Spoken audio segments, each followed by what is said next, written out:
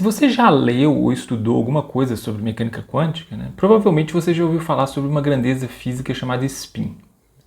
O spin é uma propriedade que ela aparece exclusivamente na mecânica quântica, ela não tem nenhum paralelo na física clássica.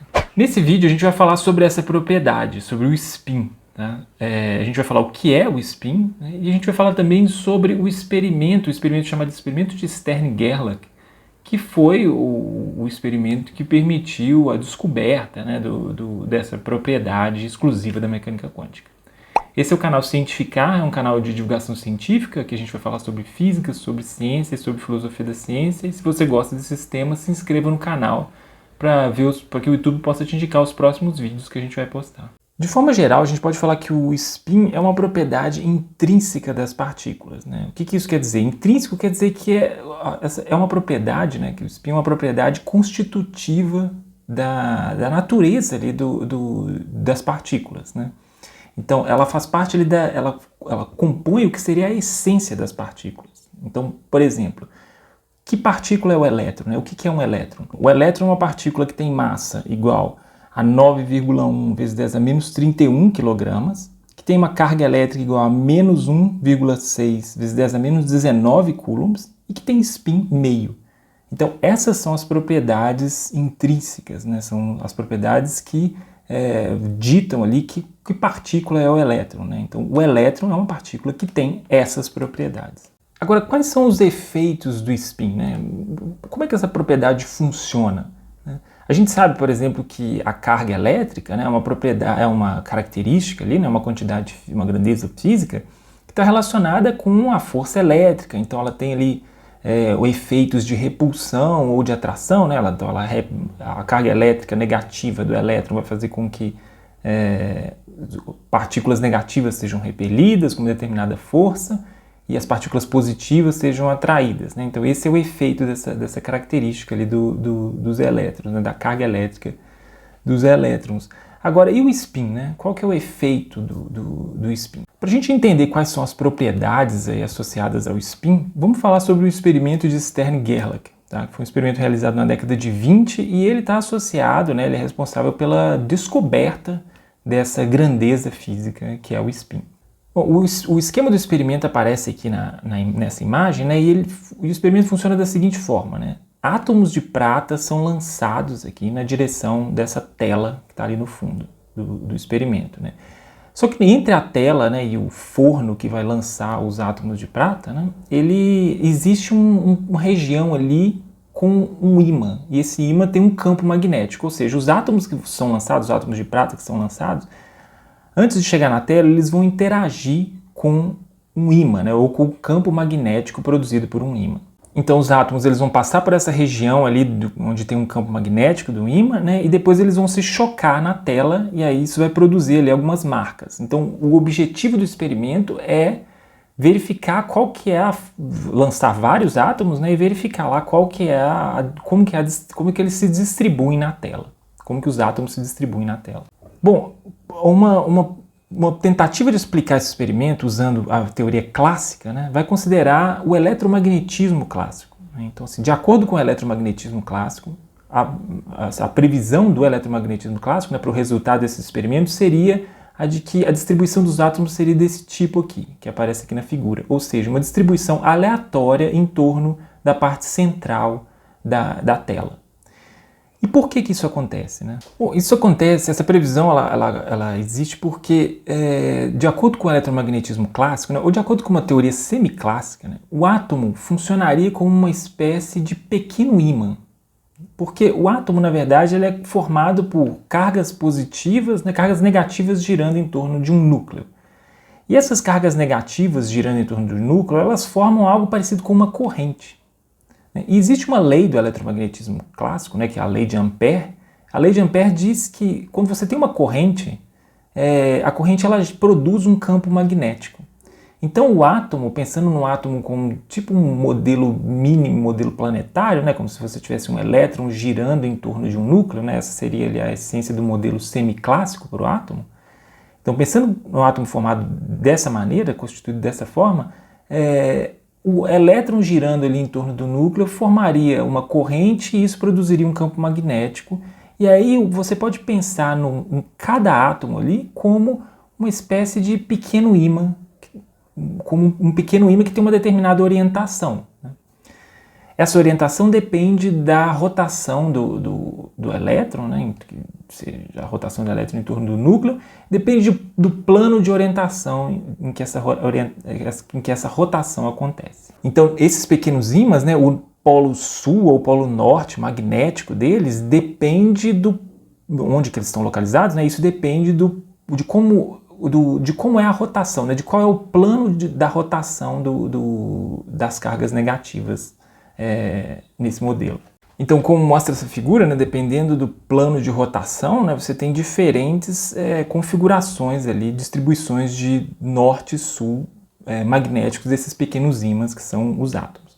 Agora, a gente sabe que quando um ímã interage com o outro, né, dependendo da orientação dos polos, né, se você encontra lá um polo sul com um polo norte, você tem uma atração entre os ímãs, e se for o contrário, né, polo norte com polo norte, você tem uma repulsão.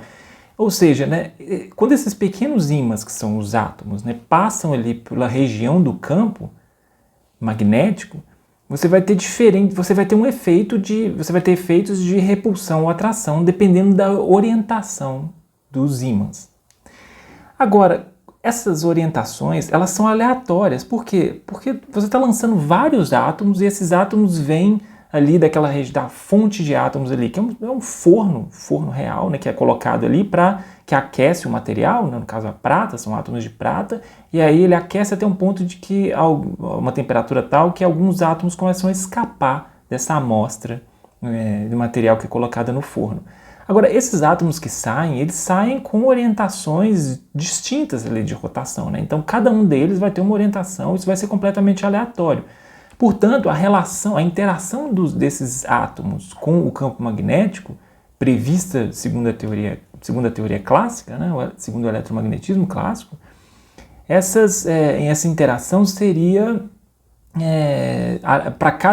diferente para cada átomo, ou seja, ela seria completamente aleatória, né? Alguns seriam empurrados para cima, outros empurrados para baixo, outros empurrados para um lado, outro para o outro, então seria uma distribuição, por isso que o eletromagnetismo prevê uma distribuição ali aleatória em torno do centro da tela. Então essa é a previsão para o eletromagnetismo clássico. Agora, quando o experimento é realizado, né, aí o resultado obtido é diferente dessa previsão. Então é diferente do que prevê o eletromagnetismo clássico. O resultado é esse que aparece aqui na tela, né? Você tem um acúmulo de átomos que são desviados para cima e acúmulo então em duas regiões, né? Acima do centro e abaixo do centro. Ou seja, essa previsão do eletromagnetismo, né, esse modelo que eu acabei de descrever aqui, ele não funciona para descrever o resultado desse experimento. O resultado desse experimento, né, esse acúmulo acima e abaixo do centro da tela, né, ele sugere que deve existir alguma propriedade ali que não está sendo considerada, não foi considerada nesse modelo e que prevalece, né, sobre a propriedade que foi considerada no modelo. Ou seja, deve ter uma propriedade ali mais forte, né, que comanda aí o resultado desse experimento, né? Então é por isso que houve essa divisão em duas faixas aqui, né? Alguns átomos foram direcionados para cima e outros foram direcionados para baixo. E essa propriedade, né, cujo efeito prevalece nesse experimento é o spin. Tá?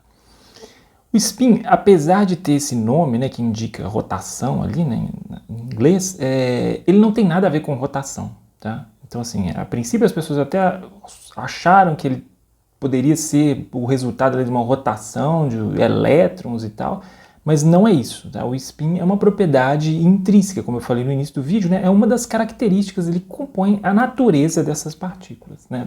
No caso aqui, né, dessa análise desse experimento, né? O spin do elétron tem um efeito ali que prevalece no experimento. Então o spin é uma propriedade intrínseca como a massa, como a carga do elétron. E não tem nada a ver com o movimento do elétron. Então não é um movimento que produz essa propriedade, né? Essa propriedade é interna, o elétron já tem essa propriedade, né? Ele vem com essa propriedade, né? A partícula, isso faz parte ali isso é uma parte constitutiva da partícula. Então, para explicar esse experimento, né, existe uma relação entre o resultado do experimento, existe uma relação entre o spin das partículas ali que formam o átomo e o campo magnético que é colocado no experimento, né? Essa relação, ela é um pouco assim complicada, a gente levaria um tempo aqui para destrinchar todo esse processo, né? Mas assim, de forma mais geral, né, o que acontece é o seguinte, né? O spin ali, quando ele poderia ter dois tipos de interação, né? Então o spin dos elétrons que formam os átomos, que passam ali pela região do campo magnético, eles podem ter dois tipos de orientação. Ou eles estão orientados de uma forma que a gente chama de spin para baixo ou spin para cima. O spin é uma grandeza vetorial, então ele tem várias direções, tá? Então a direção que está atuando nesse experimento é a direção que é definida pelo campo magnético. Então, por exemplo, imagine que o campo magnético está numa direção que a gente vai chamar de Z. Então, o spin que atua ali é o spin na direção Z. Então, o spin na direção Z pode ter dois valores, né? Ou ele tem um valor positivo ou negativo. A gente pode chamar isso também de spin para cima e spin para baixo. No final das contas, o que esse experimento mostra é que se você pegar uma direção de spin do elétron, né, de uma partícula como um elétron, você tem dois resultados possíveis para essa quantidade, para essa grandeza física que seria a direção de spin numa determinada, que seria o spin numa determinada direção, né? Então, o spin na direção Z tem dois valores possíveis para ele. Ou ele é mais ou spin para cima ou spin para baixo.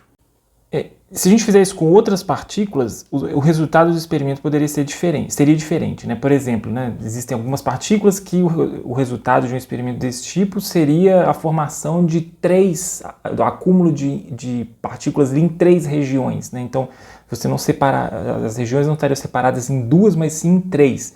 Então, esse spin na direção Z dessas partículas teria que ser quantificado de forma diferente, né? Ele teria 3 valores possíveis. E assim vai. Então você pode ter spins com diferentes valores para diferentes partículas. E na verdade o spin, como eu falei, né, ele é uma propriedade que nos ajuda a identificar qual é a partícula. Então nós temos partículas que nós chamamos de férmions, que elas são identificadas a partir do valor do spin que elas têm, né? Então elas têm spin semi-inteiro, tipo meio, 3 meios, 5 meios. E tem outras partículas que nós chamamos de bósons, e os bósons têm spin inteiro, né, tipo 0, 1, 2 e tal. Então, o spin é uma propriedade intrínseca, interna das partículas. Ele é importante, né, bósons e férmions, por ter valores distintos de spin, eles têm comportamentos completamente diferentes. Por exemplo, existem por exemplo, né, um princípio famoso chamado princípio de exclusão de Pauli, ele só se aplica a determinadas partículas. Você tem outros efeitos que só se aplicam aos férmions, né? Ou seja, partículas que têm spin semi-inteiro. Existem outras propriedades que se aplicam aos bósons e a natureza das partículas é distinta, e o que identifica essa distinção, uma dos fatores, né, que identificam, né, que nos permitem identificar essas distintas partículas, um dos fatores é o spin.